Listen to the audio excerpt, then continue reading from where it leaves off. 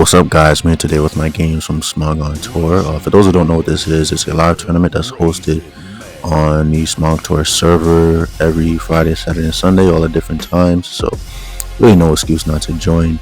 And depending on the amount of rounds you make it to, that's how many points they increase by. So, let's say you win rounds 1, 2, 3. Those are all 1 point. And I believe starting from round 4, you get 2 points, and it just increases from there. If you happen to win the whole thing, it ranges from around 10 to, I believe, 12 points. So yeah, that's really cool. And then if you qualify, you get to face solid players in playoffs. So that's pretty much it. And yeah, I joined this Sunday, last Sunday, as I'm recording this.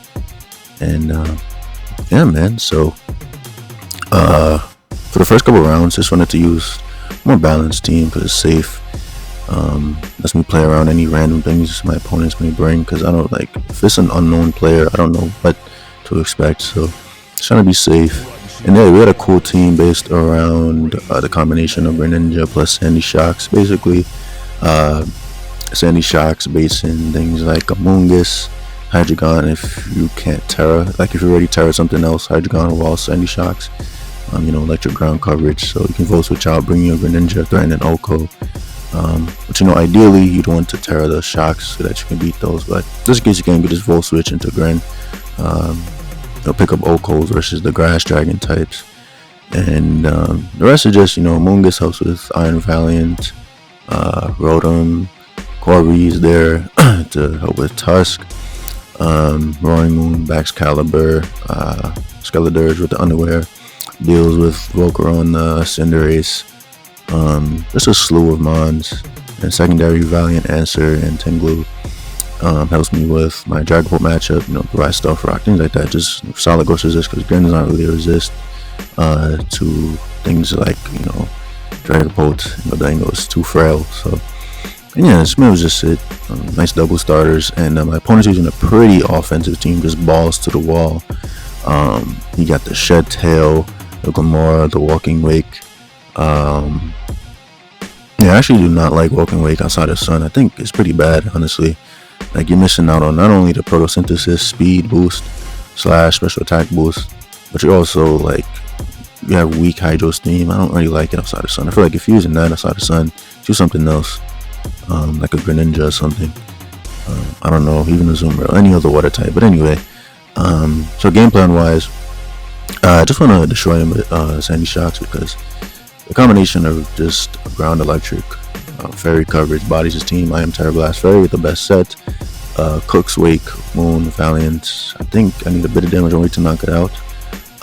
Didn't really look at the calc for that, but yeah, that dies after any damage, or possibly just Oko from full. Gambit, Earth Power, things like that. So this whole team is shredded by that. And yeah, so it can come in versus things like Valiant if he's not boosted, knock it out. And Greninja's a huge issue too, though I have to click the right move since I'm Specs. Ice Beam can go Gambit, Earthworm, I think that's how you pronounce that. Extra Sensory, he has 2 Dark types, Hydro Pump, he has a Wake, he can switch into every move, but not safely. But just once I get rid of a few things, it still outspeeds his whole team though, so that's great. Threatens to Oko the majority of it. Amoonguss did a guard against the Walking Wake and the Valiant. If he happens to be knockoff, Amoonguss can eat that. And if he's like Zen Headbutt, Skeledirge just counters that. So I'm not worried at all about Valiants. Corviknight did a guard against the Roaring Moon. Somewhat Gambit though, I don't have body press, so not really. Mostly going to be used as a pivot, and then Ting-Lu cannot be Oko by anything on his team, and Whirlwind is super clutch here for the Shed Tail, though things like Dirge can hit through subs, but still not many things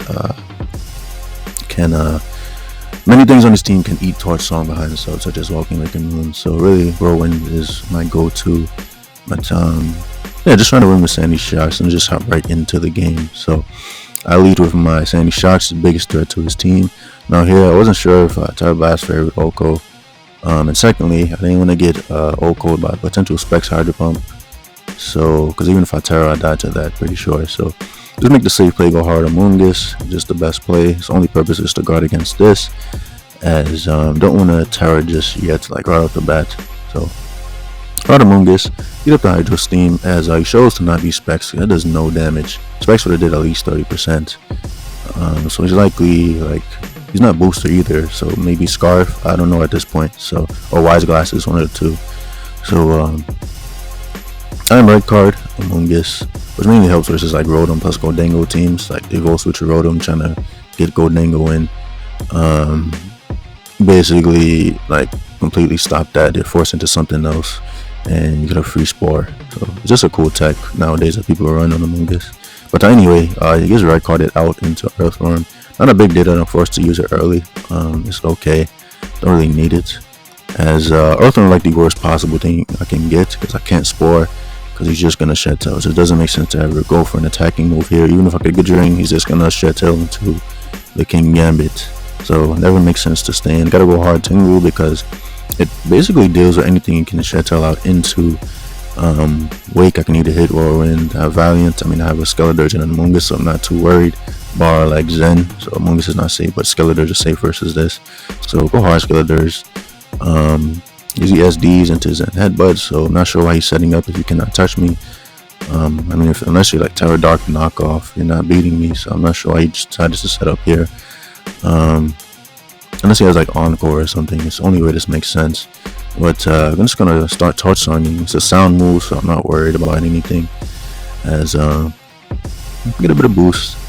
As it doesn't even matter, I'm gonna be forced out by the Glamora. He red cards me out. He's not Focus Sash for some reason. I don't really know why they run this. Personally, I'd always run Sash, but to each his own. As I get red carded out into Grinders is possibly the best thing I could get besides Shocks. As I throw into Oko.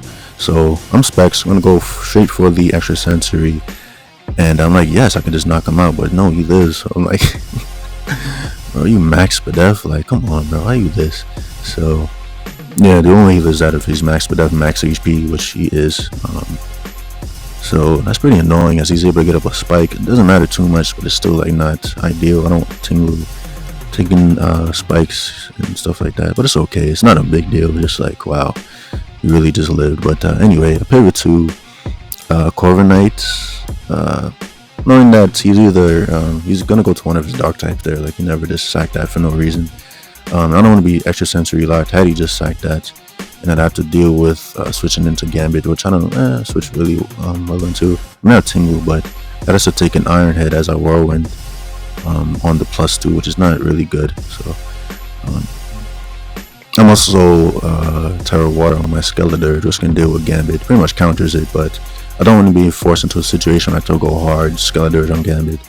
So that's why I pivoted to Corviknight there, as it covers for both of those, as I'm able to U-turn out freely. I don't really need to defog. Defog is actually not a good play, because I'll just be providing him free switch back to Earthworm to get another Shed Tail off, which I do not want. And if you decided to SD there, it wouldn't be that great at all, because then I'd have to take 60% on Corv as I U-turn out. So decided that the best possible play would just to be U-turn. If he goes Wake, that's perfect. So I can't keep letting this thing in. As you can see, this is a threat. Don't really have like many. Like Among Us can switch in, but not so many times. Especially versus a type of team where he has a bunch of things to abuse it, like 2 Steel types. So I can't keep switching that in. So eventually I'm gonna have to tear my Sandy Shocks to deal with that. But he reveals to be a jetpack, which is cool. You see this a lot now on things like Great Tusk, with the Headlong Rush and Goldango as well. So pretty cool item that he has, as he's able to switch out and hit me at the same time. He puts Glamora to sleep, which is smart. Doesn't really need it anymore. As I pivot to Gren, because again, the coverage for any switch he'd likely make to cover for the Among Us, staying in possibly, but staying in is never my play. Don't ever let Earthworm or King Gambit in for free. Double the Gren, covers for both, as I threaten to pretty much Oko this, do a lot of damage to Gambit, which I need for my Skeledirge to guarantee knock him out. So, and my Ting-Lu with Earthquake as well. So double the Gren, solid play, as I'm able to just fire off a Specs Dark Pulse. Does 57%, so he's also max HP, max Spadef on this, which is pretty annoying. because the calc said he died if he wasn't this. But no, should have Hydro Pumped, but there's no reason to risk a miss if I think he's the set, like the normal spread. So that's why I don't post there, but it's not a big deal that I lose again. Kinda, though not really. Like it outspeeds everything, but at this point I don't need it. Like Corviknight plus Ting-Lu deals with Moon. Sandy Shocks upon Terra deals with Wake. Missing Range of Terra Fairy. So it's not like bad, it's just annoying. So I roll Shocks here, just the best play, just the most offensively threatening thing. Knock him out with the T-Bolt, and this is gonna bait in the Walking Wake as I Terra here, because at this point there's no reason to save my Terra anymore. I could have saved my Skeledirges for Gambit, but at this point I'm like, let me just get kills now. So I go to Hydro Steam expecting to knock me out, but no. I hit him up with that blast and he's gone. So only way that Valiant can knock out Shocks from here is if he's gets a higher roll with the Spirit Break, or if he's like Adamant. But why would you ever run Adamant Valiant? That's terrible. Spirit Break's roll is like 40 to 47%. I'm exactly at 47, so you have to get a super high roll to knock me out. CC is obviously not killing me because I'm a fairy type, so I just decided to stay in, kill this. Again, I'm not trying to play any games, just get a bunch of kills right now. And yeah, so I knock him out with the Terra Blast as he goes to Gambit. My play is always to stay in and Earth Power just to get the necessary damage for a Skeletor to knock him out, because Sucker will never kill me if I attack, because of Unaware at +2. So yeah, I just stay in there. It's the best play. Like, I mean, Sucker kills me, Roaring Moon outspeeds me. It's no point saving that and allowing him a potential SD. So go to Skeledirge because I'm packing hella speed on this, like 1 point above max speed Gambits. The case here of that, and like max speed Azu too. So you could tell us a bunch of times slack off trying to play some mind games, but no, he doesn't fall for it. Just go for the Torch Song to knock him out basically. At this point he's can never sweep because he's so low, and Skeledirge served his purpose. It dealt with the Valiant and then dealt with the Gambit. So go to Ting-Lu here. What I'm gonna do is Stealth Rock up, basically remove the Glimmer from the game and get a bit more damage on Moon to seal it up, just to guarantee that Corviknight can knock him out with a combination of, you know, Rocks, Helmet, Brave Bird. So I go to Iron Head as a Rocks, which is just the best play. I don't need health on Ting-Lu at this point. I mean, I eat all hits from Moon, no matter what. So I'll Whirlwind out just to force a better chip potentially on the Moon, as he makes a smart play going to Gambit, so I can't do that again. And the Moon comes out, boost the energy, as I'm able to just go hardcore. It's the best play. No reason to stay in an Earthquake. That just makes no sense, because he's definitely going to Terra there to avoid that. So just go hardcore so I can Twig kill with the Brave Bird, no matter what he does. There's no way this has ever been in Corviknight. It's too much damage between Brave Bird plus Rocky Helmet. So he's forced to attack there as I knock him out. Not even a crit will kill from there. So yeah, so solid game. Just play it to my outs, and yeah, we'll be back with the second one. Alright guys, we're back with the second game, and yeah, just using the same team again. I just like it. It's a comfortable team, and nobody's gonna be really scouting early on in the tour anyway, so just like whatever, I don't care. And yeah, so my opponent is Scarf, as yeah, so let's just break this down. So as you can see, Sandy Shocks completely bodies his team. Ground Electric plus Fairy coverage just cooks everything. Tusk dead, Dondozo destroyed, Valiant Polt, Terra Blasted, and Paxius Earth Power. The only thing standing in this way is Ting-Lu, which is actually a big problem for my team because it's majority special attackers which don't do much damage. Like Greninja doesn't even threaten to Oko. Like Specs Pump is doing like maybe 60%, and that's on a higher roll. So yeah, Ting-Lu's a nuisance, but I can beat it. Just, I have to play very smart and just patiently this game, just like little by little chip away at the Ting-Lu, and Sandy Shocks will eventually win. It's just gonna take some time. I can't just try, you know, hit Ting-Lu with my strongest thing being like Grand, because he's never gonna stay in anyway. He's gonna go either Pex or Dozo. So again, just gonna have to play smart. I see people make that mistake a lot of times. Like the opponent has a thing that they see they can't Oko very easily, and you try to rush the game, and then you end up making a bunch of mistakes. But it's not how we're gonna play it. Ting-Lu's one of those mons you can never really OHKO. So again, gotta be smart. Greninja endgame. Once I get rid of that Polt, that's the only thing that outspeeds me. It 2 shots or OHKOs everything on this team, being Tusk, Valiant, Pex with the extra sensory. And yeah, so this combination again shocks, bodies my opponent's team if played properly, in a position properly as well. So Amoonguss, very difficult to kill, like extremely difficult. It deals with Dondozo, Tusk, Valiant, Ting-Lu. Only things it doesn't like is like Pex and Polt. When something is sleep is swallowed by that. Well, other than that, he has a lot of trouble with that. He has no grass type or go Dango, so a Spore is super free every time. So yeah, Corviknight is a huge nuisance as well. Cannot be killed. Deals with Tusk, Ting-Lu, and defogs on both of them. So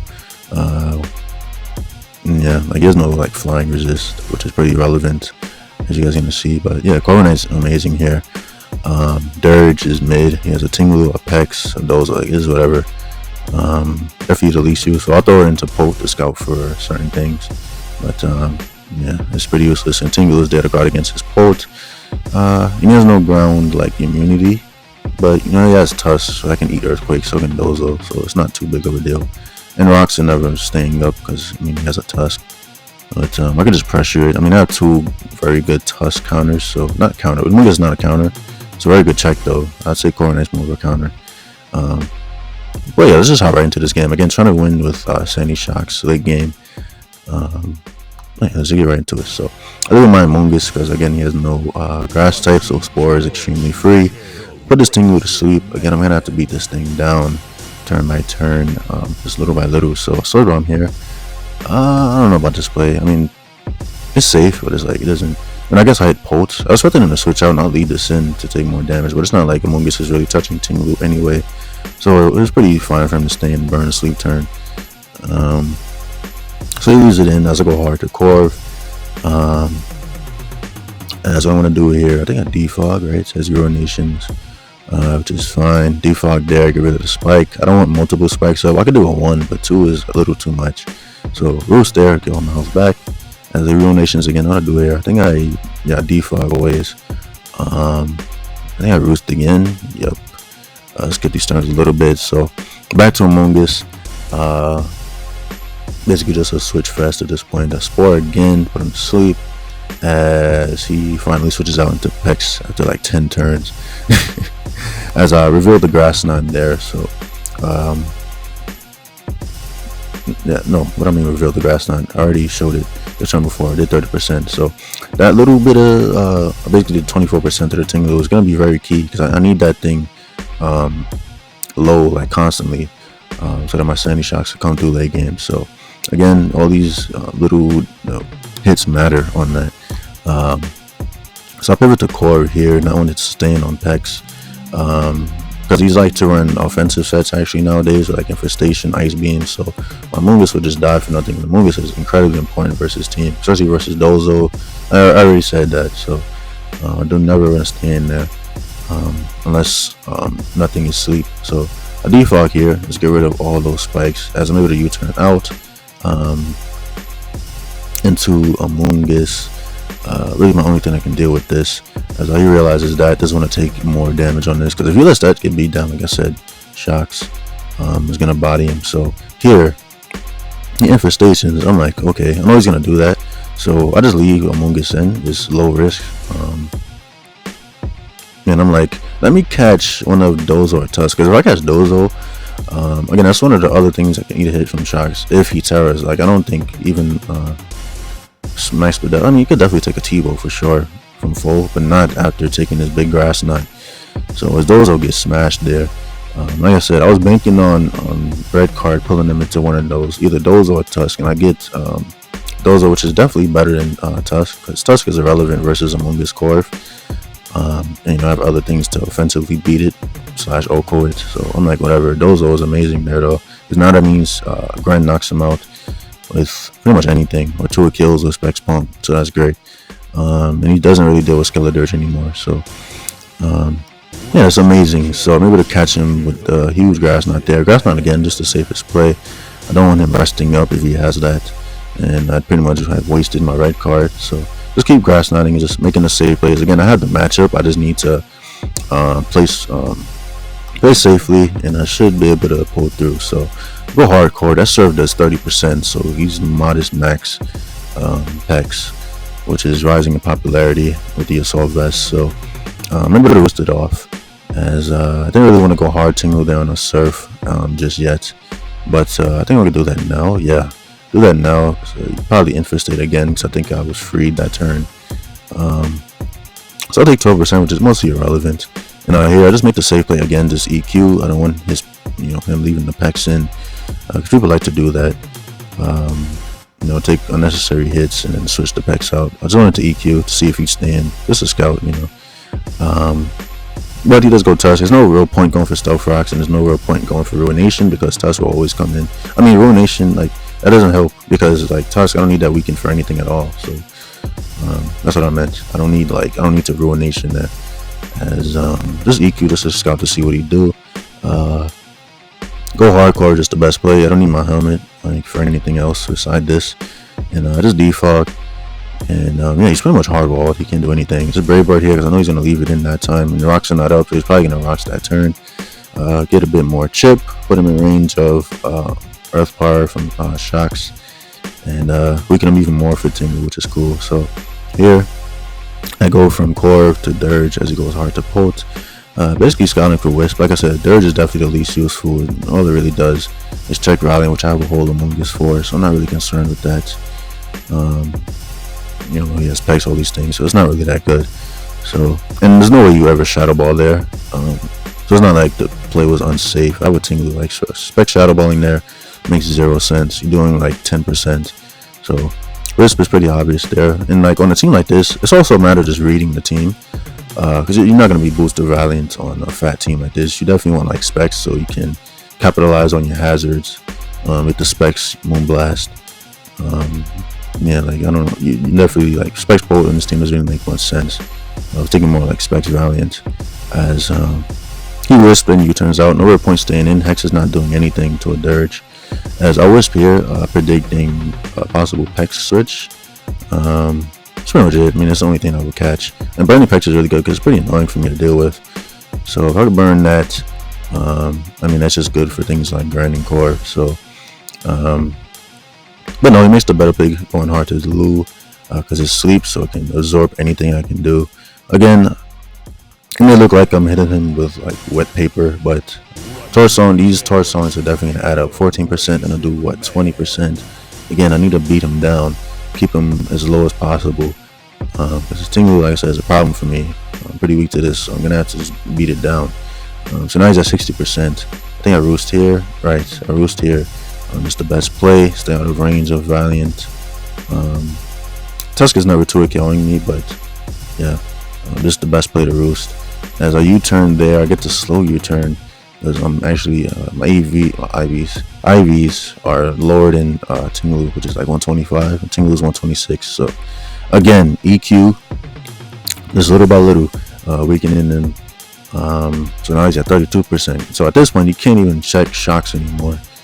He's so low. And EQ again, making a safe play. No reason to do anything else. No reason to Stealth Rock. Just keep getting my chip.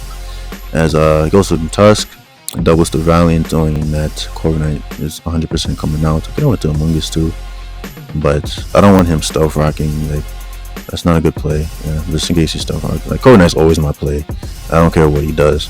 But good double on his part, predicting that. So it doesn't matter, because I just hard switch out to Amogus, eat up the obvious T-Bolt as I Spore here, because nothing is asleep, and go hard sandy shots, just switching up the momentum, because now it's time to get a kill. Even if Pex wakes up, nothing he can do Okos me.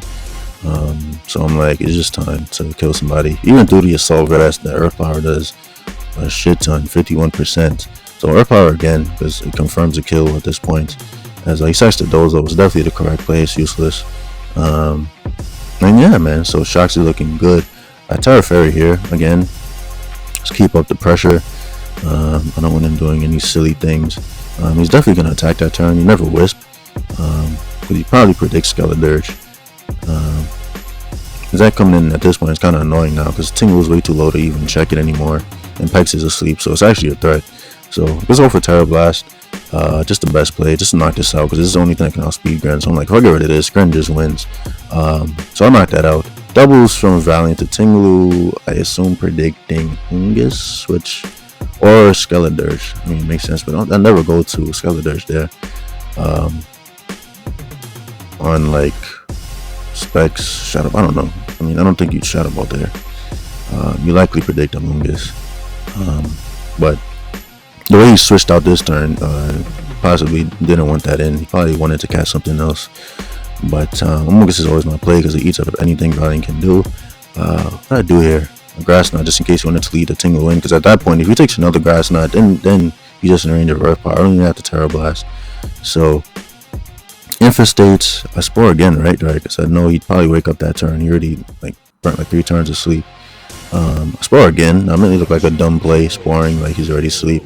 It's probably like, why did I even do that? But I reveal the Tantrum. So Pex gets smashed there. It takes over 50%, so we can't even lead that in.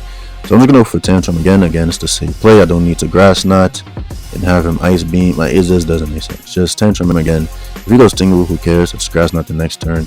Do a ton. And yeah, so Grass Knot here, 30%. Yeah, around 30% anyway. And switch out. I don't need to like predict him to predict, like, no, just to switch the Amoongus out. It's good to keep because it basically sweeps the last 3. So Braybird here, because he actually had no flying resist at this point, as you can see, like 2 fighting types. So Corey's actually going to go on like a late game sweep. So Braybird again, as I finally knock out this huge issue to my team in the Ting-Lu. So that's gone. So now Shocks at this point, you can just click buttons. And yeah, he tricks. So I'm like, whoa, trick? I'm like, bet. So now I can just fire off Specs Hex. Again, just step on my opponent's neck. No reason to give him any momentum. Don't need to Torch Song there. Just click Hex. Tool kill is Valiant. You can't do anything back. And Specs Hex, even through the Assault Vest, is going to easily tool kill this Specs, because it's still like a base 130 move. So Hex again. Pick up another KO as I go to Core here. Yup.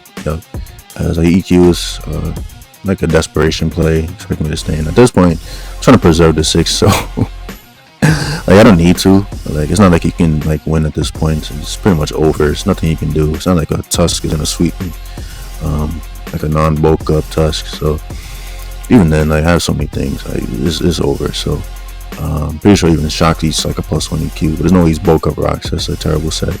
So let's go to Gren. Slow U-turn out into that. As I just fire off an extra sensory in case he like teared into something that resisted ice, like water, fire, whatever. Don't need to Ice Beam there, just click extra sensory as knock that out. And he goes to Valiant. He finally Terras, like, turn 60 as extra sensory. Don't even kill him, which is crazy. So I think it's actually a roll or something, but it is on 1. As I should have switched there. But nah, there's no reason to. There's no reason to do that. With any hit this takes, he's in range of something else. So Gren goes down, but because he lost his Specs, he cannot knock me out. That definitely would have killed me if he had those on. So just knock him out, and yeah, that's a good game. So get me back with the next. All right, next we are in round 3. We're facing Soulwind, so very exciting. Among the top 5 players on the site is not really debatable. Multiple individual trophies, just one of those just players, you know, when somebody says his name, it's like, oh wow, so you beat him. So yeah, so Soulwind, just very accomplished and solid player. So yeah, so he brought a very like offensive team, just like the first opponent. And I'm also back a very offensive team, very high tempo with Volturn, with the Rotoms and Darius combination, mixed chunk, which is a big threat just in general, because people like to switch in there. Great Tusk and Corviknights, they get smashed by either Draco or Fire Blast. King Gambit, easily like top 2 mon in the tier, the other one being Tusk. SD, which doesn't do anything in this game because he has like one of the best and only counters, I'd say, which is Iron Hands. You know, I think Iron Hands is super mid. Like, I've used it and it's just bad to me because like the popularity of Great Tusk and just being so slow is just such a nuisance. Like, it's just, I don't know, it's too many cons to using it. Most of the time, like, if I'm gonna use an electric like Paradox Mon, I'd rather just use Sandy Shocks. So yeah, I just don't really like it as a Mon, but I mean, it works here. It basically just shuts down my Gambit. Rotom, just breaking it down. So Rotom's really good too because it doesn't really switch into Wisp at all. Deals well with his Dragonite on Moon combo. Incinerate's huge issue. I'm packing with a little bit on that too. So if he burns his Terra on something like I don't know, Roaring Moon, I say that because Dragonites like to run Terra Fire nowadays, but like I said, if he burns his Terra, I just burn that, basically neutralize it, and it's good into Valiant, great into Hands, he's not like Lumberry or something. And Gordingo with the Clover Cloak is my organical check, Valiant answer, and Valiant, you guys are going to see what the set is. So yeah, basically looking to win with the combination of Cinderace plus Rotom and Iron Valiant late game because he doesn't have the best fairy resist because Glimmora is just going to die early. And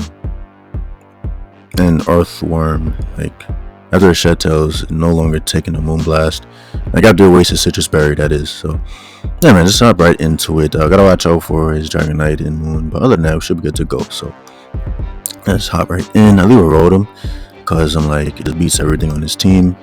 Obvious Glimmora lead is obvious. However, I can't lead Chomp in Earthquake because then T-Spikes goes up, which not only hampers Chomp itself, but like Valiant too.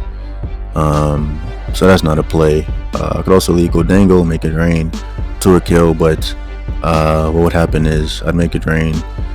Like, okay, I break his Sash, but then he's able to Earth Power me the next turn. And I'd also reveal that I'm, like, not Scarf. I'd reveal my set, like, turn 1, which is not a good thing to do. Don't want to give your opponent that information. So I'm like, let's just lead Rotom is the safest thing. And I pump, I miss. I'm like, okay, understandable. It's Hydro Pump, so, you know, it's going to miss. That's fine, as long as I hit the second one. And I do not connect. So it's very frustrating. So 2 pumps, missed. On this Glimmora, so this thing should pretty much be dead. Technically by turn 2, had I just Hydro Pumped and hit the first turn and then Volt switched out, but no, just like, come on, bruh.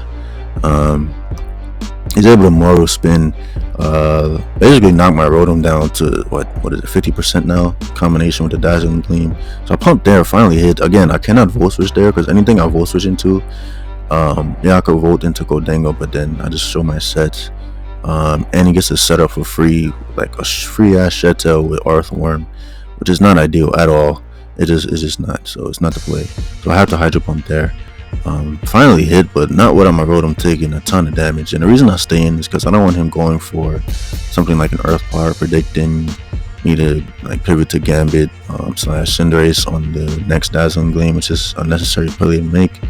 At this point, it's not like Rotom's checking Moon Dragonite from like 40% anyway, so it doesn't matter.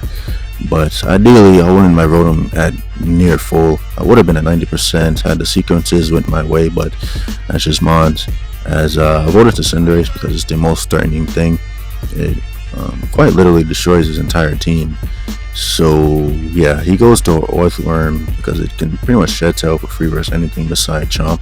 Fire Blast does way too much damage to the point even after Citrus, you can't get that off. So go to Cinderace here, and the roll on Powerball is actually 59 to 70%. So I'm actually forced to Terra here because I do not want him Shed Tailing into anything. That'll put me in a losing position, as I already am from Rotom getting so weakened. So yeah, I felt like my best play was definitely just Terra Fire Cinderace. It's funny because Cinderace is like one of those mons. It's almost rare that you Terra it. It's usually unnecessary to get a boosted Powerball, but in this situation, it works out perfectly for me. As no matter what, he cannot get the Shed Tail off, so that just fails. Looks like a fool. And Core Change here, just to get a bit extra damage. Basically, get free rocks. in case the Dragonite is not boots. Some of them prefer to run leftovers and choice band. Bit more chip on the moon, things like that. It's just good to have rocks up here. So I get all the offensive momentum back because I'm able to just powerball again. He really does not want to switch out like into this. Like, Moon would be 2 killed easily with Terrifier, regardless of the resist.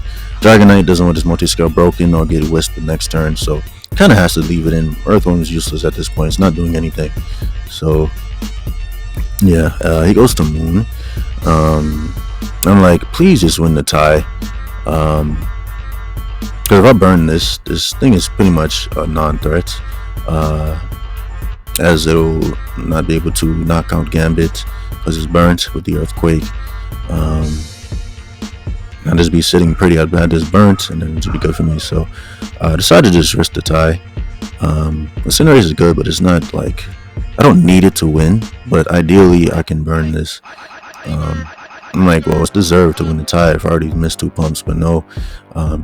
Game's just not going to my favor so far, despite stopping the worm. So yeah, acrobatics. I assume the only reason he did this is because he doesn't have Earthquake. Otherwise, you just always Earthquake there if you have it. So, but he doesn't have it just based on how he did that, because it's unnecessary to aggro, because Earthquake definitely knocks me out without the Terra. I mean, you don't need to Terra Earthquake. I'm saying, like, if he just Earthquaked, he knocked me out. And even if I went to Rotom, he could just kill me with the Crunch the following turn. So I'm not living that ever from 30%. So he just goes for aggro. I'm assuming the way he did that, that's the only thing he can touch Gambit with. So yeah, he goes for aggro again. Iron Head. I guess he doesn't want to switch this back out into rocks, and probably wants to weaken me into Dragonite range, which kind of makes sense. I don't know. I probably would have saved this though. I mean, it's not gonna ever set up again later, but anyway, he goes to Iron Hands here. As I just click Iron Head a bunch of times, he's supposed to be leftovers, right? So I'm just Iron Head here, get the necessary damage. I think because his hand is so bulky, I guess Bidef is trash, but his HP is like 150 or something like that, so you can definitely live a Moonblast from a non-specs Valiant. So that was my thought process here. I don't want him being able to live that. As just keep spamming Iron Head. I get a flinch, which is deserved at this point. Do I get another one? No, he Drain Punches.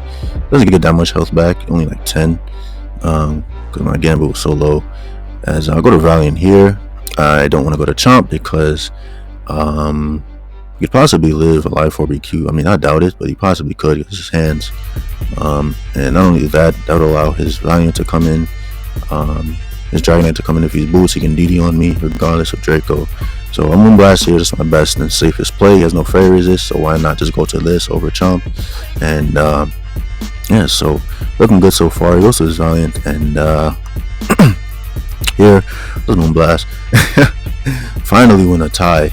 As I could have went to Goldango, but the thing is, right, if he SDs, like if he Spirit Breaks into knockoff, I'm dead anyway. So I'm gonna have to risk the speed tie no matter what. So it's like just end the game right there potentially. Not only that, but D-Knight will get an opportunity to set up if I do kill this Valiant and make it rain. So to not even put myself in that position, I decided to just Moonblast here, because either way I'm gonna have to risk something. So yeah, knock out the Valiant because I'm scarfed, and D-Knight cannot Terra into anything. DD plus E speed is never knocking me out unstabbed.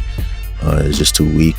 And if he's not boots, then I'll just kill him. So because he already wasted his Terra. So yeah, solid game. There's a lot of luck and stuff, but yeah, solid one regardless. And we're gonna keep it going. 4th round. So we're facing Inferno Eka. I think that's how you pronounce that.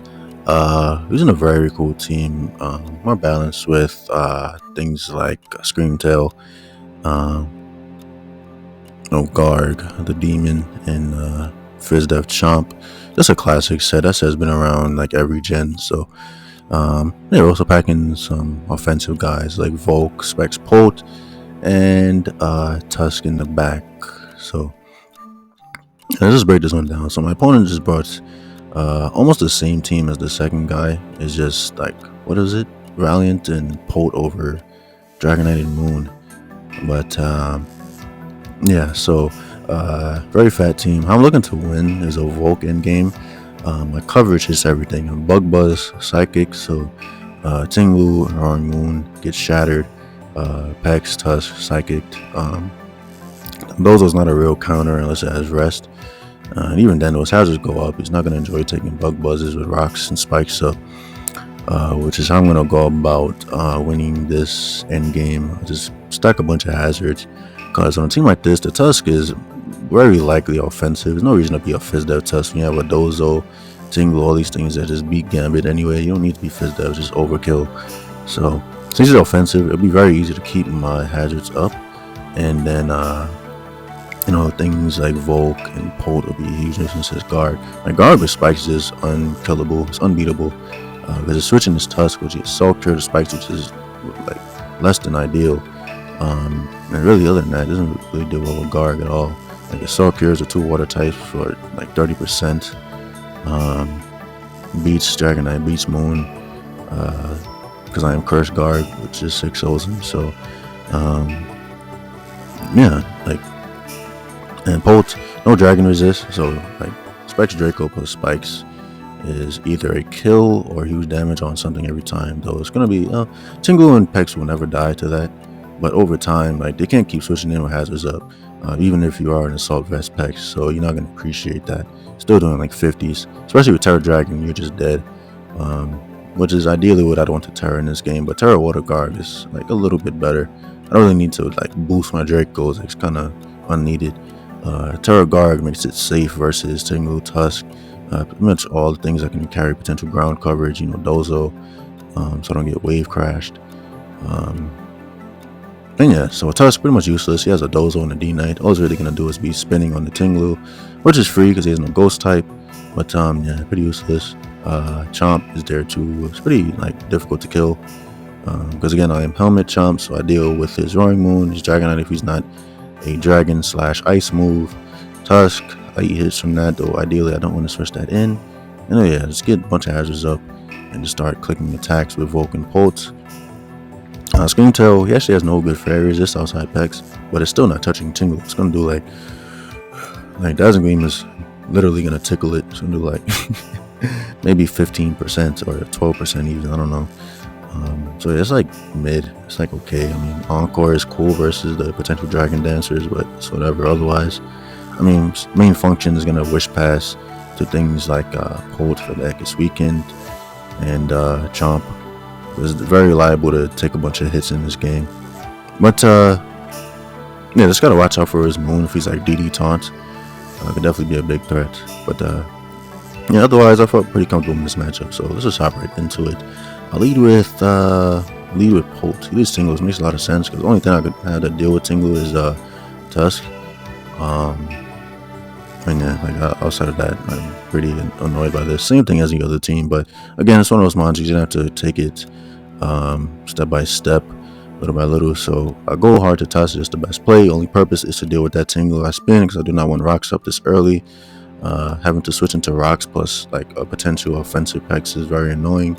Don't want to deal with that. Just spin immediately. I knocked his Dozo off because it's the only thing that can deal with Volk. Really, not only thing, but like only thing that can like come in safely on anything beside a Giga Drain. Because D-Knight, like once that gets knocked off or something, it's not a real counter. I'm also Terra Psychic Volk, so that's not, like I said, it's not really a check.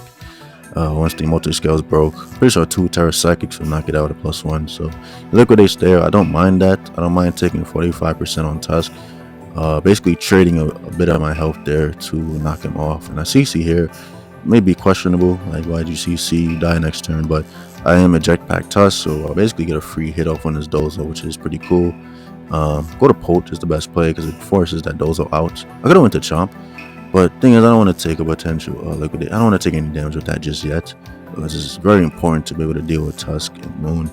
So I just don't want to hard switch into that just yet when Polt is so free and health is unneeded. So go to that, and I fire for Draco just to see what his initial switch would be. Like obviously it would be Ting-Lu or Pex, but just to gauge the damage and potentially get a huge hit off on the Ting-Lu. But it makes the better play going to Pex to eat that up, not risking Ting-Lu on like abandoned darts or something. I mean, if I was banned, I still 2 kill Pex, but like, I don't know. Mainly just don't take an unnecessary specs hit when you have a whole Pex. So what I do here, lost my train of thought.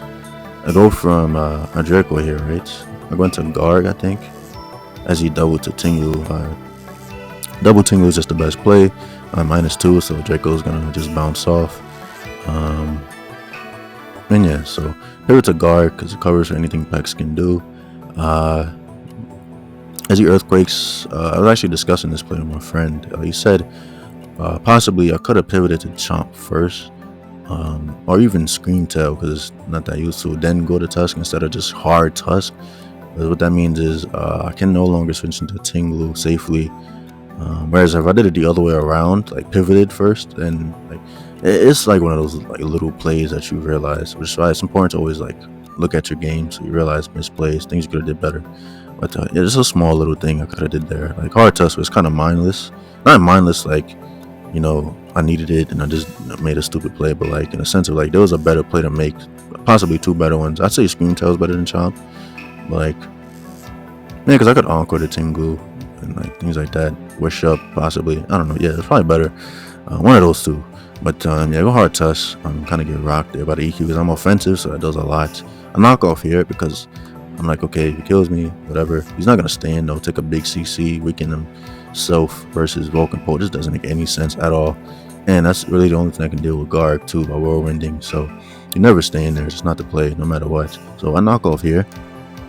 At this point, Dozo can't even come in. So my Tusk is actually becoming a threat when I said it was useless. So I knock off here, cover for the staying and Gargingtons. Not the boots off, it's very relevant because once I get rocks, Rogue just knocks him out at +1. And I don't really have to worry about this thing. So go hard to Scream Tail is just the best play. Never go hard to Guard in case he does an Earthquake, which assuming, I mean, you're just trying to either kill Tusk or catch Guard. It's just the best all-around play. But a Scream Tail there. As maybe eat that up. I think I Wish. Yeah, Wish is always the play. As I'm able to get my pull back up to full. Max modest Ice Beam is never killing me from 80%. It's still a Pex. It's weak, so it's very safe to do this. And pull just being at full is nice because this means that I can potentially eat a max attack knock from Tusk later on. So that's pretty nice to keep in mind as I U-turn here because I mean, Draco into Draco is never killing. It makes no sense to do that. Just take unnecessary damage for no reason. So I go hard to Garg because this is the best play. He goes to Great Tusk. Reveals that he's booster. I figured again that he'd be an offensive set on a team like this. It just makes the most sense. Assault Cure because there's no switching, so that it punishes something no matter what.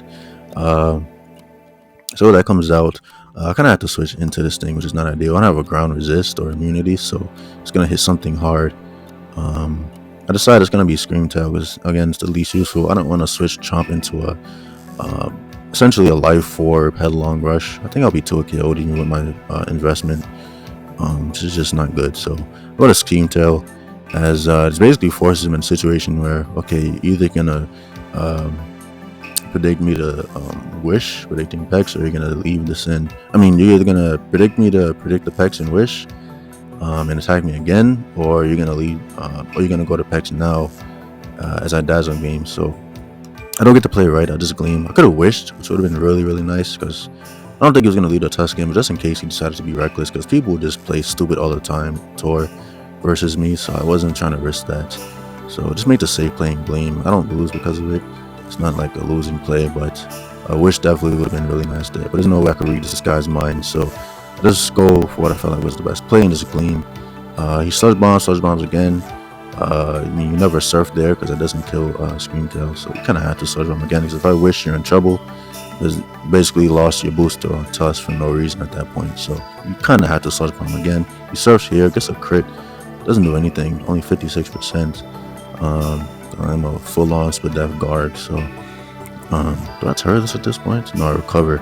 I don't want to Terror this yet. I want to save it for the, like, if I really, really need it, which is the best way to use your Terrors in Scarlet Violet. That's like the main thing. It's Terror management. You really want to be able to use it wisely. Just don't click it like immediately if you don't need to, because his Pex is never beating Garg even without the Terror Water, so don't need to do that just yet. Go hard to Chomp on the knock. which I felt was the best play. I don't really want to sack Scream Tail just yet, just for no reason. If he gets knocked off, if I get knocked, he takes a bunch of damage. Basically forcing on because you can't really leave that in. It's not like, because he has a bunch of contact moves, so it's very easy for me to just get up a bunch of hazards. And here, I see my wind path. His Tusk is at 40%, so a bunch of spikes plus rocks. That's dead at that point. D-Nice Boots is knocked. Dondozo no longer has leftovers, so that's coming in on hazards and getting messed up. So hazard at this point is going to win me this game. I mean, technically I could have saved this chomp because it's nice into Roaring Moon, but I still have Garg. I can just play smart around it, so I'll spike again. I just want all of those up. I could have EQ'd here predicting this, but it's unnecessary because I can always spin block if I want. But I'm in a situation where he knows that I know. If I go to Polt, he gains absolutely nothing out of this turn. At least if I block, if I attempt to block the spin, okay, he at least potentially kills my Polt upon switch. But if he spins and I go Polt, he gets absolutely nothing out of the turn. So I'm like, bro, there's no way you're gonna spin here. It is too big of a, not a risk, but like, well, it is a risk. It's just such a momentum losing play where it's like you really do not want to spin here because he knows the Polt is coming. And I made this play in tournament a bunch of times, got punished for it. So guys, never switch your Polt into Tusk unless you absolutely have to. It's just not a good play because Specs Draco still just bodies his team. And it's like, I know what he's gonna do. I know exactly, like, he's going to knock here because he'll gain nothing if I go to Polt. So I win that mind game, and his Tusk is dead. It can never come back in. It's his only rapid spinner. I mean, his only hazard removal. His Dragonite doesn't get defogged this gen. So my spikes and rocks are here to stay, which I'm very happy about. And I go to Volk because it's the hardest thing for him to switch into. And I knock him out with the Flamethrower. He says he overpredicted. I'm like, oh well. You gotta take those. I mean, I knew what he was gonna do, so it's just one of those things where you gotta just get into your opponent's head a little bit. And yeah, so all these hazards up, it's very difficult for him to win because again, his defensive core is gonna get shattered. So he goes to Moon as he's boosting the Moon, which is weird on a team like this. But I mean, I guess you want that late game sweeper. But I'll stay in here with Volk now. Maybe like, well, I'll just name with Volk who wins. Well, no, not really. I mean, worst case is him DDing as I switch out and being like DD taunt. He beats my Garg. It doesn't beat, but it like shuts it down. And then I'm in a losing spot more. So I don't straight up lose, but I'm in a losing spot. And Garg wins this game, so I don't even want to risk that. So I started to just leave Volk in. Like Polt, the combination of Polt plus Garg still wins this game. So I don't necessarily need Volk. It's nice to keep, but I don't need it per se. So I'd rather just stay in. If he decides to recklessly DD, I knock him out because my Bug Buzz. It's just the best play to make, I feel like. I don't need to keep Volk. It can win, yes, but I don't need to keep it. So I allow him to knock me out just to avoid that situation. And here I go to Polt, Draco, which is definitely a misplay. I could have U-turn instead. U-turn was the all-around safer play. It avoids RNG. Because U-turn, he burnt. U-turn still do a lot because Polt's still strong, even uninvested. It'll do like around 39%. Go to Garg, which is safe because he's burnt again. You can't really heal at that point. Like if he's DD Roost, he's not healing. I mean, if he's that, I mean, Garg just beats him, so it's not like he's beating that 1v1. So U-turn was just the better of the two plays because here he could have actually knocked me out with a crunch crit even through the burn. So yeah, the best plays are the best plays. Should have U-turned there, but it's like that situation I wasn't really thinking about it too much. I was like, let me just Draco knock this out, but it wasn't the best play to make actually. U-turn was always the better of the two plays. Could have just plays around luck, which you always want to do. But luckily I do connect and I knock him out. It was a Ting-Lu, takes a bunch of hazards. I go to Scream Tail here just to sack it. It's the least useful at this point. I don't need to save it for anything. Loses to everything at this point pretty much. As I go to Garg, I Terra here. Don't need to Terra my Tusk. Don't need to Terra my Polt because you already Terra Fairy. So Terra Dragon is useless. So go to Garg. Now I'm not weak to Earthquake. Assault Cure here. As I'm assuming he does. Yeah, he doesn't want to leave the Ting-Lu in, so he switches it out because he keeps taking salt care damage, spinning himself in range of 2 Shadow Balls after hazards, so he can't exactly stay in there. Warwind is not really the best play to make. So it goes to Pex and pivots to D-Knight. Like, unless you're Encore or Dragon Tail, you're not beating me 1v1.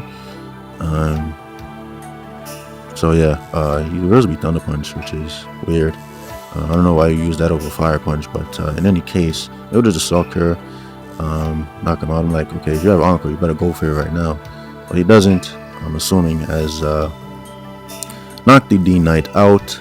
And he goes to Ting-Lu. Earthquake doesn't kill. It doesn't matter because now he's in range of every hit.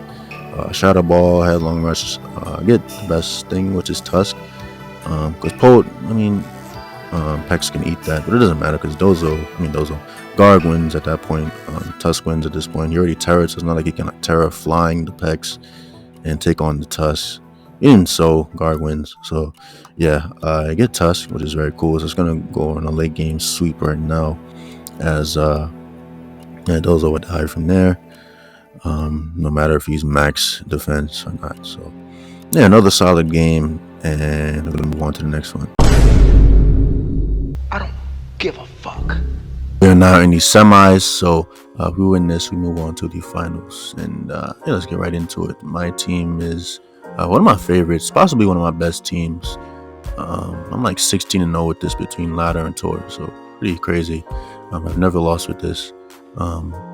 Made this back when GU Shempa was still in the tier, and still good to this day. So just break it down. We got Specs Godango, extremely strong set, has no switch-ins at all. Yeah, just none. Modest, because you don't need to run timid on this. Paired up with Band Azu, just again, much of power on this team. Klazar, Corviknight combo deals with the majority of the meta, and then Cinderace is my speed and hazard control with the core chain. So yeah, so just very, very solid team. It's like balance, but it's a very offensive balance. And yeah, my opponent's packing a very offensive team with stuff like King Gambit, Dragapult, Dragonite. So I'm gonna win this one. Is basically is well positioned to go Dango. Just gets a kill every time. And all I need to do is catch that Gambit once. And after that, he has no switching to Spec Shadow Ball / Make It Rain. Azumarill also has no good counterplay. His best fairy resist is a Cinderace, so that gets 2 killed, and everything else is either one-shotted or 2 killed in Gambit's case. So yeah, just those two just body his team. Klazar is there to guard against Dragapult if it's Specs. If it's not Specs, like Bandit, DD or something, I can handle that. Just got a Scout between Corvi and Amoonguss. But yeah, it's very annoying for him to switch into as well. Corviknight's there to guard against the King Gambit, Dragonite, and Tusk. Yeah, it's very annoying for him to kill. Very difficult. Amoonguss is there to guard against Valiant. Though I do have Klazar plus Cinderace for that. So not as much, but more so like Tusk. So I don't have to switch Corvi into knockoff. Because keeping my item is pretty good in this game. And then Cinderace, it's really solid. And the Rock Sub's pretty difficult to switch into. Bolt doesn't want to take Power Ball plus Rocks. Dragonite doesn't want his multi-scale broken by U-turn, especially if it's not Roost. So, yeah, just well positioned. Godango and Azu beat his team. And defensively, these three do well versus pretty much everything. So, yeah, just gotta watch out for King Gambit. That's pretty much it. So let's just hop right into the game. I lead Azumarill because it just has the best matchup versus everything on his team. Cooks everything, like I said. There's these Pulse. I'm like, this is great. The only thing I'm threatened by is maybe like Wisp, but I'm actually willing to trade Azu being burnt because Wisp Pult is a nuisance for me. Because it burns Klazar, things like that. It's just very annoying. So I'm banded, so even if he burns me, I knock him out. So I'm like, yes, let me just take this Pult real quick. But man hits me up with the Thunder. I'm like, oh nah. And I actually typed that in the chat. Because I'm like, what? This man really had the Specs Thunder. it's not like I don't know Specs Thunder Dragon Ball exist. I played Gen 8 for 3 years, so it's not like I'm completely unaware of it. But I just didn't think he'd have something like that. Thought he'd be like Wisp or something like that. But not Thunder. So I lose to Zumra, which is really bad because it obliterated his team, and it was my main fire resist. As you can see, I have no real fire resist now besides Cinderace, which dies to Pyro Ball plus high jump kicks, so not really a fire resist. So yeah, losing to Zumra is really bad. So I'm gonna have to pump up the aggression. I have to make pretty much god level plays for the rest of this game to make up for that turn 1 kill. So go Clodsire here. It's my only play as I Stealth Rock up. Basically the force touch to spin. I know we knock off because Corviknight is very obvious. Why would I not go to that? And it also covers for Amoonguss. You never Earthquake there though. I know that. I know I need Clodsire for both, but I felt it's a risk I had to take. I know he's not gonna Earthquake there, so this is Toxic. Weakness Tusk, which is gonna help Cinderace, which is good. As I pivot to Amoonguss, knowing that he either knock again, he probably wouldn't spin because you don't want to go Dingo coming in. So he probably knock again, slash Earthquake. I'm not expecting him to stay in. I'm not going to stay in though, so he probably just knock again. As I catches Amoonguss, which doesn't matter. I'm Clover Cloak. He doesn't have a Garg, so that's useless anyway. Here. Basically trying to find a way to navigate into my Dingo to get a kill. So he goes to Polt, knowing that I likely wouldn't Spore, because if I Spore as he stays in with Tusk, it's a wasted turn. So that's a good play. Covers for both Giga Drain and Spore. Oh, not Spore, but Sludge Bomb. Well, why would I Sludge Bomb there? It just covers for Giga Drain. So Polt is a good play. As I pivot to Dingo, expecting him to either spin slash do what he just did. So I'm in a great position right now. Because here you definitely scout for Scarf. You never just sack your Pulse is the biggest threat to my team. So here I'm like, well, he's not staying in. Again, like I said, Explode is too big of an issue. So I'll go for a super aggressive play once again. Focus Blast, the Gambit on Switch. Luckily I hit, and the Gambit goes down. Gambit being dead is actually pretty crucial because I also no longer have a Dark Resist, so I do have Corviknight, but the thing is, every time it kicks Katao, I have to Roost. Otherwise, next time I come in, I'm not taking that well, and I have to keep it healthy for Dragonite as well. So what he'd be able to do is Katao, go Cinderace on Corv, be able to click Pyro Ball, do huge damage to something, or I'd have to go to Cinderace, and it just creates an endless cycle of this constant chip and damage to where I'd possibly just lose because I'm too far in the back, losing too much momentum. So Focus Blast there definitely felt was the best play, just to avoid all of that later on. And yeah, so he goes to Cinderace here, possibly expecting me to be Scarf and live, because this easily lives a Scarf Focus Blast. And yeah, so he goes to Ace as I'm forced to Terra, because otherwise my option is to go to Cinderace and die to Pyro Ball plus any other move should I lose into Speed Tie. So yeah, I'm pretty much forced to do this, as this guaranteed knocks him out provided I do hit because I'm Specs. Scarf, Terra Blast would do like 80 to 90, but since I'm Specs, he just completely dies. So I'm like, that's amazing. The other big threat to my team is now gone. So now this game is definitely winnable. Yeah, so Cinderace being dead, fantastic. One of the only things I could threaten Corviknight. And yeah, so he goes to Valiant. Future Sights, expecting me to switch, good play. Because Moonblast loses too much momentum. Into 2 poison types. I go to Cinderace because it's the best thing offensively. Don't necessarily want to go to Amoonguss. Doesn't really gain me anything. Clodsire, I mean Tusk, that's invites Tusk again, so I didn't want to go to that. So I go hard Cinderace. I know I won't die to any one move. You wouldn't go for a fighting move anyway because I have 2 poison types. So yeah, Future Sight's there. So I'm thinking he's likely Scarf at this point. I don't know why else you would run Future Sight unless you are that. Specs doesn't make sense because you don't get the boost. that the Mon is not in. Honestly, I don't even agree with Future Sight on non-psychic types anyway, but to each his own. I U-turn here, expecting him to be Scarf, like choice of some sort, as covers for Tusk and Dragonite, as I'm able to reposition Gholdengo and collect the kill. Thing is, he doesn't really want to switch Dragonite in. If he's not Roost, he's gonna take still like 50%.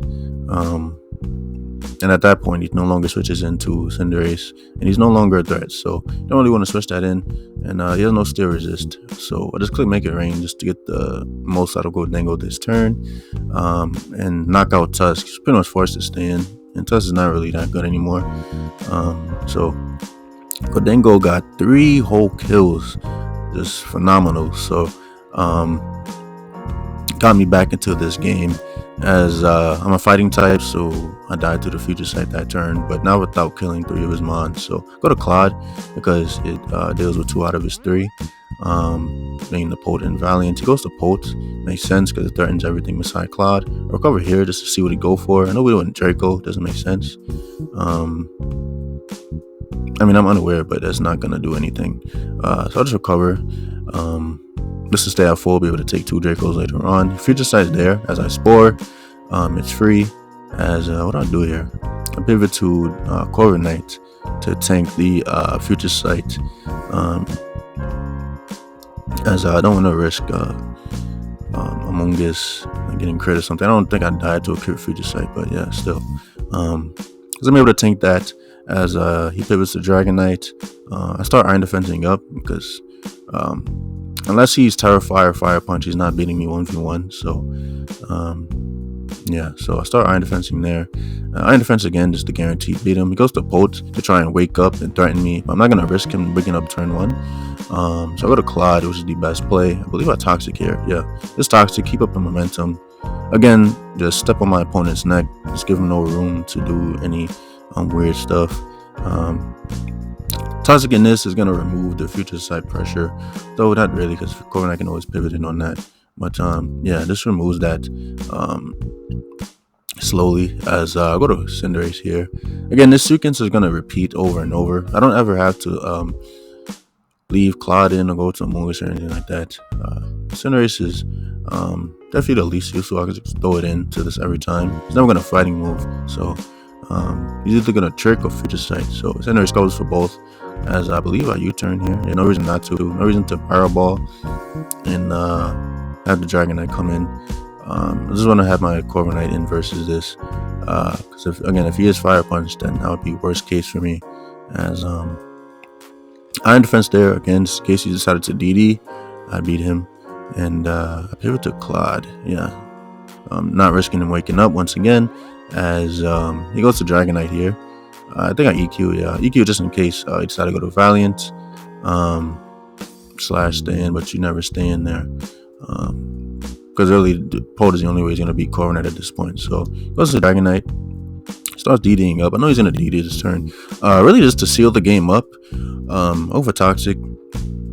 I know, again, I'm risking Claude, but if he is Fire Punch, that is a big issue. At least with Toxic, I'm sure that I can somewhat stall him out. And Among Us can also take a +1 Fire Punch always. So, Toxic just ensured that I beat this always. So, catch that. No, you wouldn't go for something like Earthquake there. It doesn't make much sense, because you'd likely expect Corviknight to come back in. And yeah, so go to it this turn, as he reveals to be Ice Spinner. So likely does not have Earthquake, or either he does and he just wanted to cover for the Corviknight switch. As Ice Spinners again, I guess fishing for crits. It's really his only hope at this point. What do I do here? I think I Roost. Yeah, Roost there full. These Toxic, so I no longer need to click Iron Defense. Look at Valiant, basically to threaten me with something like Trick. Not gonna risk. Go to Cinderace, and a Powerball. So he's not Scarf because I just outsped him. And at that point, just sacks the Valiant because it's just useless. The Powerball just picks up a KO. Pulse 9 to that after Rocks. They at 27%. And D-Knight's not taking 2 with Toxic. So Powerball just the best play. He goes to D-Knight here. U-turn. That's a decent amount, despite being resisted 20%. As I think Future Sight comes out here. Yeah, so that's why U-turn. Yeah. So Just don't take any damage at all, because Cineration can actually eat a Spec Shadow Ball from here, I'm pretty sure, from 80%. As he's just gonna click Ice Spinner a bunch of times. I just Roost Spam, because that'll mean I'll be able to take Shadow Ball from Bolt. I mean, I don't need to. Like Claude will also eat and kill him back. So U-turn here. I just add the Claude in versus Polt. As he doesn't wake up. It doesn't matter because he can't knock me out or anything. Not even Crit Draco will knock me out. So, and even then, Corviknight, Roost Stall. I don't know. There's no way he's knocking me out. So, knock him out with the EQ. And yeah, it's a very solid game. And can move on to the next one. Alright guys, we're now in round 6. This is actually a round robin, meaning everybody plays twice. I have 2 opponents. My other opponents have to play twice as well. And yeah, so my opponent is Gilbert Arenas. Her name is Marco P, good friend of mine. And yeah, we're just using very offensive teams. So just looking at mine, it's based around the combination of Belladrum Azu plus Choice Band Dragonite. The idea is Band Knight breaks through all the Azumarill counters, being things like Rotom, Dondozo, and Turret Skeledirge, so that you can set up for a sweep in the end game. Because typically what people would do is Stour and Rotom on Dragonite. Once they take a Bandit Outrage, they're going to be so low to the point where Azumarill can knock them out with +6 Jets. So that's the idea. Very solid combination. And Glamora is my Stealth Blocker, just the best like hazard lead in the tier. Semi-hazard control with the Immortal Spin. Volk helps me deal with King Gambit because I'm very bulky, packing Will-O-Wisp. So unless they Terra Fire, I deal with that. And yeah, I just love Volk. Helps deal with Iron Valiant as well, so that's super important. And King Gambit just a staple in a team like this. Helps me deal with Dragapult, and it just destroys opposing offense. As you can see, like my team in general has insanely good matchup versus opposing offense. I have a bunch of priority: Aqua Jet, Bandit E-Speed, and Sucker Punch, plus Meowscarada. So the opposing offense stands no chance. And yeah, King Gambit is just amazing. Meowscarada just rounds the team out, gives me actual speed. Spikes helps me deal with bulky waters like Dondozo. Yeah, Spikes really helps Azumarill, King Gambit clean up late game. So that's a team, very offensive. Just wanted to switch it up this round. Wanted to use a more fast-paced team, and my opponent's using very offensive team as well. With things like Greninja. He also has a Glamora, Dragonite, just a bunch of threats. So how I wanted to go about winning this game, I wanted to sweep him with Volk. He's very weak to that, unless his D-Knight is Terra Fire. No, he's just very weak to that. So looking to sweep with Volk. King Gambit's a threat as well, because Tusk, depending on my Terra, is not beating me. Azumarill, he has no switch-ins to that. Yeah, just none at all. No good water resist. Stour water resist out of play rough. Dragonite, end game. I definitely sweep him with Bandit E-Speed with certain conditions met. Just need to go Dango out the way, and that becomes a problem. Meowscarada has no switch-ins to that as well. As you can see, unless his Dragonite is Roost, it does not deal well with that. Outspeeds Ninja, things like that. So just got a bunch of threats to his team. He has threats as well. Potential Dragonite. It's always a threat to offense. Greninja is pretty difficult to switch into, though. I have Azu. It takes everything beside like Spectre Grass Knot. He doesn't want to lock into that because Volk, Gambit just abuse that. So yeah. And other than that, wasn't really too worried. Just gotta play well in a matchup like this, and yeah, just get right into it. So I leave Glamora. Pretty brainless. As he leads Tusk, predicting that makes sense. Just fires off an Earthquake as here. I just Energy Ball. No reason to ever Stealth Rock. He's just gonna spin it away next turn. As I don't have a spin blocker, so it's free. I say that's like the one issue with this team. I don't have anything to block Rapid Spin.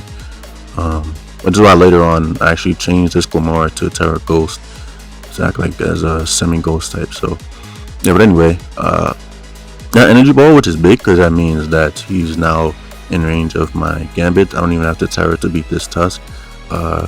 He's an Aqua Jet, E-Speed, and Flower Trick range, so that's fantastic. So I knocked this Tusk down to 17%. He's speed boosting Tusk, meaning he's max HP, which is why he did not die there. Yeah, so our switch was actually a misplay. My play there was actually to just spam auto spin, because if you're a boosted Tusk and you lead with it, you're definitely Stealth Rock. So no reason to save a sack, just didn't make much sense. Like, I didn't need to do that, because if I'm auto spin, he's poisoned, and then he can basically just never get rocks up. So yeah, and this is pretty important because I'm not a boost D-Knight. So yeah, switching now was definitely a misplay, as I go hard to evoke for some reason. I guess trying to set up on this, which kind of makes sense, but not really. It's really should have just spammed auto spin, as he gets rocks up for free, which he shouldn't have. And here I'm just trying to win with this. He EQs, it does nothing because I'm a super bulky Volt, bold, so there's absolutely no damage, as EQs into spin. As T-Spikes doesn't really matter, he would have just absorbed it with his own Glamar anyway. EQs again, as here, make another misplay. I should have Will-O-Wisp to guarantee that I set up on this Tusk. And then Morning Sun the next turn, so that I'm basically at absolute full, so that nothing can kill me after that. But two pretty big misplays in a row. First one was trying to save Lamar and then not wisping the Tusk. So figuring that if he's not banned, I live. As you can see, I don't get blown away by the E-Speed. It's clearly banned. It's only you can knock me out from there. And basically just waste my Volk. Those first two turns were not played properly, as Volk just goes down there, which is pretty bad. That was my best way to answer his Valiant. So yeah, that just goes down, as I'm basically playing 4 versus 5 because Glamar is dead to rocks. So pretty bad start. So I'm gonna have to make up for that with solid plays. So I'll go to Gambit to abuse the locked E-Speed, as SD here, as he goes hard to Grin, unless he's like random max attack low kick. I'm pretty sure that's what you have to be to knock out Gambit from here, because Greninja is pretty weak on the physical side, so like stab low kick's still not knocking me out, I don't think, ever. So he goes to Grin, surfs specs just to get a bit of damage, put me in range of things like Odengo and Iron Valiant. I just Katao knock him out. Here, man, this is why non-leftovers Gambit sucks. I'm actually black glasses in this game, but it's just greedy and doesn't really make any sense. Yeah, it just doesn't do anything. If I was leftovers, I would have been at 100% the turn Gren came in. He surfed for 60, would have been at 40, and after leftovers I would have been at 46. It's going to be key later on, as you guys are going to see. Being this slow is just really bad, as he goes to Valiant here. I don't want to stand and just lose this for no reason. It's pretty good versus Kodengo or Dragonite to get free Sucker Punch damage on those later on. So I have to keep Gambit, because if he's special, he can knock me out from there. So yeah, just switch out. Sack the useless Gamora, as he reveals to be physical and Spirit Breaks. I'm not even sure if that would have killed me, but it's no reason to risk that and save a 1% Gamora. So I'll go to Azu here, because liquidation into Terra Water Jet will definitely knock him out. I don't ever need to play rough and risk that, slash give him a free switch into Godengo. So and that's the only thing that can knock him out from here safely. So I go to Azu, I liquidate first, and I Terra Water here so that I'm not getting destroyed by Make It Rain. I would have took 60% from that otherwise, maybe even 70, and now I resisted, so don't take anything, as liquidation into Terra Water liquidation is going to knock him out. So that's cool. Goes to Dragonite here basically to knock out my Citrus Berry, so that I have a limited number of switch-ins next time. And really I don't switch well into this rocks up, so he does that, as even through the burn it's going to 2-hit KO. So what I'm going to do here is, I believe, go to Gambit to eat up the next one. As like I said, no leftovers here is really annoying. As with that, I would have been out of range of the second one, but because I'm not, I die here to a resisted burn hit, which is just embarrassing. So Gambit goes down, and here I go to Meow. The reason I do this is to get a spike up, basically ensure that this Dragonite dies no matter what he does. If he leaves it in and E-speeds me, okay, I take a lot, but that means that his Dragonite can't come back if he decides to switch out for whatever reason, which is not a good play. And Spikes ensures that I get the necessary damage off on Valiant so that E-speed plus Jet knocks him out, and I break Glimmor's Sash. So just all around the best play. No reason to Flower Trick here, because he's just going to lead the Dragonite in. So essentially get a free Spike, which is going to be key to ending this game. And he goes to Glimmora. He goes to this first, I guess, because, I mean, either way it was over, but if he went to Valiant, took a Flower Trick, that would ensure that he loses 100%, because Jet would knock him out after that. Jet would do so much to Glimmora, to the point where E-speed will kill. So this he goes this way instead, as a Flower Trick just to get the necessary damage for Azo to knock him out. He knocks me out, but it's checkmate, because no matter what he does, he cannot win, because I Jet knocked us out. If he switches to Valiant, basically if he switches to Valiant, Jet plus Spike does what, 80%, and then he's in range of E-speed. If he comes back into Glimmora, he's at 12%, and he just dies to Dragonite as well. So there's nothing he can do here. It's over. So I just Jet and Jet again, and he SDs, pretty much his only hope, hoping that I switch out or something, but I'm never doing that, as Barry wasted his Terra, so it's not like he can Terra, Ghost, or Steal and resist the E-speed. So he just gets cooked there, as Valiant goes down. That's a good game. So we're going to be moving on to the last game. It is time. We're here with the final round. My opponent is PDT, very solid player, and just using the same team again because I felt like it'd get the job done. And yeah, so just breaking it down once again. He's extremely weak to Volk, like extremely. So no real answer to that. Even if he is physical Dragapult, I just burn it. So yeah, and have Gambit, Azo, things like that to deal with it. And really just gets a lot of setup opportunities versus mainly Valiant, Magnezone, Defensive Tusk, Among Us when something is put to sleep, things like that. So it's very easy to set up and just win versus team with Volk. I burn Dragonite as well, so yeah, it's a huge threat. So yeah, that's like the main thing I want to win with. King Gambit, big threat as well. Terra Blast Fairy, Cook's Tusk, so that's not an answer. And then everything else really just gets dropped. So yeah, it's just really good here. Does well versus Dragapult depending on the set. Dragonite can late game sweep. E-speed, even Bandit Outrage is a big threat, because Valiant spikes are up, really does not want to come in on that.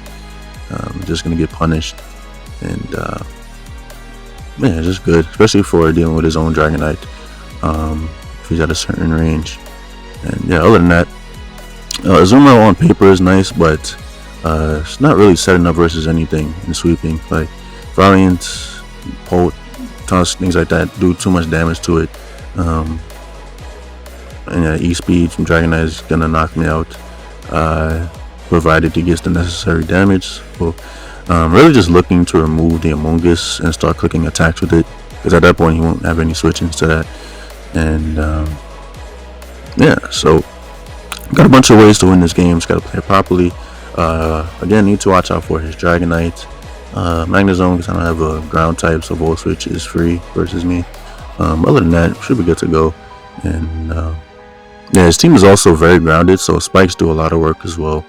Like Spikes hits everything on his team really. So yeah, let's just hop right into the game. I lead with Glimmora. I want to get my rocks up ASAP. It's pretty important to chip away at stuff like Dragapult, to help with Volk, things like that. And yeah, so I Earth Power first instead of Stealth Rock, because just in case I'm able to set up with a Azumarill. This is one of the things I need weakened into range of +6 Jet. It does around 62% min, so all I need is damage on that. So Earth Power first instead of Stealth Rock, mindlessly, as he reveals to be DD, which I'm fine with. I deal well with that with Gambit, and Azu always eats one hit. So he goes to Darts.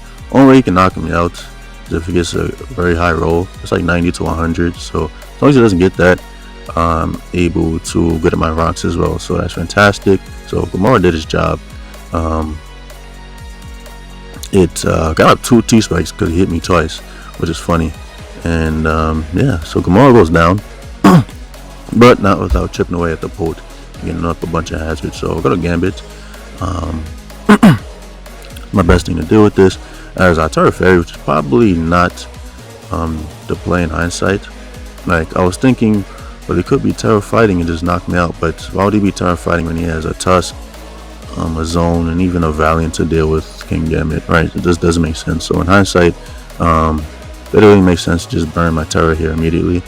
Like, I get the fear of Terra Fight, but he's definitely not that on a team like this. So I use that immediately. I mean, it's like, at least I don't get trapped by Zone, because I lose my Steel typing, but like still, it's like not really great to use that early. I mean, I don't think I'd use my Tower on anything else though, so it's not bad. It's just like I didn't need to use it that early. So he goes Zone. He Volt switches instead of Flash Cannon. I know you do that. You don't want to Flash Cannon and allow Volk a free switch. That's just nightmarish for you, because then I could just fire for Fiery Dance. You don't have a switch into that, because only thing that could come in is Knight, and I just burn it afterward. Bolt does not want to come in on T-Spikes, Rocks, and all that stuff. And yeah, just on top of that, he just doesn't want to kill Gambit, because if he does, I get a free Quiver Dance. And yeah, so what do I do here? I think I could Tau, as he goes to Amoonguss to absorb the T-Spike. This makes sense. He kind of doesn't want to go hard to Tusk, because like I said, T-Spikes are up. It's a pretty dangerous situation. And Tusk is pretty important versus my team, especially versus stuff like D-Knight. So Amoonguss back to Zone. I'm assuming just because he felt he didn't need Zone at this point. Like, yeah, I don't have electric immunity, but it's not going to be able to fire a Volt Switch for free versus really anything else. And he possibly didn't want me Terra Blasting his Tusk on Switch. And it probably kills Amoonguss from there based on how much Gatau did. So makes sense that he sacks this. As he goes to Valiant as a switch out. Definitely want to keep my Gambit. It's still pretty good versus team. Go to Volk as I Wisp there in case he decided to hard switch into either Dragapult or Dragonite, as I believe I double Wisp, right? Yeah, double Wisp, pretty low risk play. It's not like some crazy play or anything like that. It's just low risk. If he stays in with Violent, okay. I can just Morning Sun the next turn. He possibly stayed in predicting a double, expecting one of his Dragon types. I have no reason to do that. So this double Wisp pretty much neutralizes the Bolt. So a big threat is out the way, basically. So I believe I'm Morning Sun just to stay at absolute full for later on, make it easier to set up. As he Dragon Dances, and here, man, this is why leftovers would have been key. Would have been at over 50% by now, and I'd be able to eat even a +2 Phantom Force from Dragapult, because Gambit is so bulky. But because I'm not, I have to make a bunch of suboptimal plays. I suck a bunch here, expecting him to actually just Phantom Force straight up, and not sub. Sub doesn't make much sense if I could tell you're losing health for no reason, but he does. Sub as a sucker just to get rid of him, but that does not happen. As here I'm gonna have to just bait a bunch of moves. I know it's a Phantom Force that turn to knock me out, so put me out Scarada. as I'd be able to eat the Phantom Force and knock off. Basically, just trying to find a way to kill this post safely without my team taking too much damage. As Phantom Forces again was a good play. Either this was a prediction or he's just trying to sack his post to get the free Dragon Dance with D-Knight on Meowscarada. This makes a lot of sense. So here he knocks me out. He's at neutral, so easily just gonna die there. Go to Ozo. It's the only thing I can take a hit at this point from this. So liquidation knocks him out from there, guaranteed. Either that or liquidation plus jet would, KO him. So liquidate, knock him out as he goes to Tusk. EQs surprisingly knocks me out. Very surprised by that. Either Tusk is just that strong or he has some investment. Because I don't think I'd ever die to that from there. Probably do at least 45, but didn't think I'd just die. So it's pretty annoying as I'm not able to get any chip on this Tusk. Getting a liquidation off would be key for the end game, but not able to do that as yeah. So I just go to Volk here as this free setup opportunity. He goes hard Valiant, just revealing that he's Scarf. Only reason you'd ever go hard to that on a Volk. So go to Meow to absorb that, and then U-turn out, covers for him staying in and going to Amoonguss. As either way I have Volk in on the turn he attacks / switches out. So he Moonblast there as I Quiver Dance again because now it's safe, as I just Wisp here because unless he's Terrifier he cannot 1-1v1. So Quiver Dance again is pretty much having a dance off, as I believe I Fiery Dance. Forgot a special attack boost there. I think I beat him because he take too much in combination with Burn. So he EQs, and here I misplay again. I should have Morning Sun so that he's forced to roost and I'm out of range of E-Speed. But no, Volk just dies there. I mean, he's basically at +1 at that point, so I'm definitely gonna die from there. And yeah, so I'm down 2-4. I go to Dragon Knight as it's really my only play because I would definitely die from there, as I knock him out with the E-Speed. Goes to Valiant, which is definitely a mistake because he just completely dies there. Possibly not expecting me to be banded, but I just get a free kill, so we take those. As I go to Meow as he spins. Now here's a crucial turn. He probably forgets that I'm Scarf because he tricked me earlier, so I'm able to get free damage off on the Tusk. 49%, meaning that 2 outrages essentially guaranteed 2 kills him from here. So as you can see, there's 41%. So my assumptions are probably correct that he's an offensive Tusk because non-banded should not be doing that much, as double outrage knocked him out. And yeah, so he knocks my band off now here. It's crucial because from my band I actually have a shot to not kill the Amoonguss, and then he wins the game. Either that or I hit myself. So very intense last turn. Do I hit myself, or does the Amoonguss live on a roll? So let's see. So now outrage, I'm confused, I break out and I knock out the Amoonguss. So that is a good game. And yeah, man, so I actually ended up winning the whole thing. Gonna show the post right now. Here is the post.